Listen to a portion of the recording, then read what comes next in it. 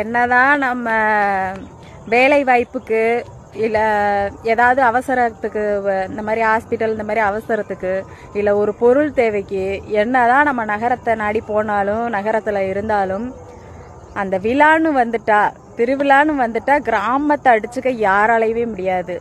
So மாட்டு பொங்கலுக்கெல்லாம் போட்டிலாம் கிராமத்தில் எவ்வளோ அழகாக நடக்கும் தெரியுங்களா? அதுவும் லாஸ்ட்டு அந்த ஒன்று வைப்பாங்க பாருங்க, அந்த பானை அடிக்கிறது, அதெல்லாம் உட்காந்து யாரும் அடிச்சிடக்கூடாதுன்னு நாங்கள் வேண்டுவோம். ஏன்னா அப்போ தான் பார்த்துக்கிட்டே இருக்கலாம், அதை ஒவ்வொருத்தரும் ட்ரை பண்ணுறதை பார்த்துட்டே இருக்கலாம். அது ஒரு அனுபவமாக இருக்குங்க.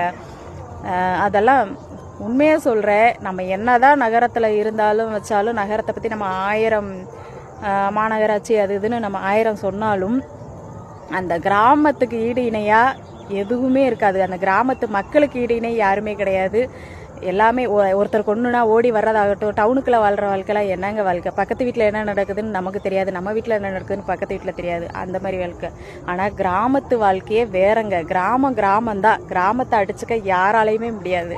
கிராமத்து வாழ்க்கைனா எனக்கு அவ்வளோ பிடிக்குங்க. ரொம்ப மிஸ் பண்ணுறேன்.